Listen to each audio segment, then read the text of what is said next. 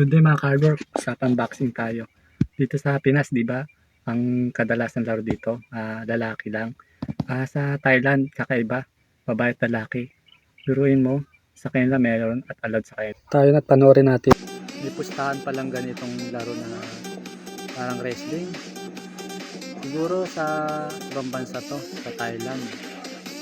You know, tinan mo si kuya oh. Nilalabanan niya yung babaeng walang kalaban-laban. Pero mas malaki yung katawan ng babae kumpara sa lalaking katunggali niya. Yun niya, talagang sobra kat may lalaki sa babae. Talagang yakap na yakap para hindi maka-score yung babae. Pero talagang malakas talaga rin yung babae. Dahil tingnan mo, solid ang katawan ng babae kumpara sa lalaki.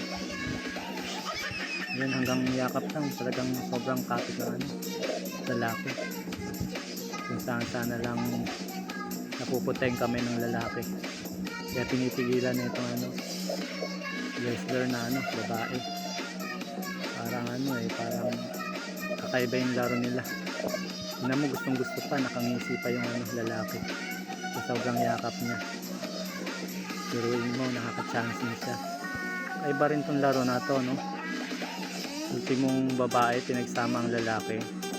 Ano ba naman lakas ng babae sa lalaki? Mas malakas ng lalaki kumpara natin sa babae, di ba? Yun mo, talagang tumitsempo yung lalaki, mapatumba niya lang. Pero si babae talagang kapit na kapit, no? Talagang inaangat yung paa ng babae. Talagang pinipilit na may baligtad yakap. Tapos yung lalaki yung katawan ng babae, talaga naman ang lalaki na to. Talagang ayaw magpawat ng lalaki.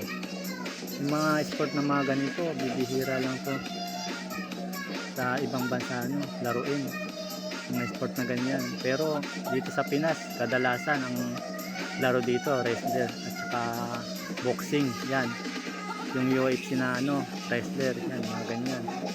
Pero sa Thailand, allowed sa kanila yung ganitong laro na to, yung ganyan biruin mo, si babae talaga malakas talaga siya kaya niyang patumbayin yung lalaki biruin mo, talagang niyapos ng babae yung lalaki kaya talaga magpatalo ang babae. May angat yung lalaki.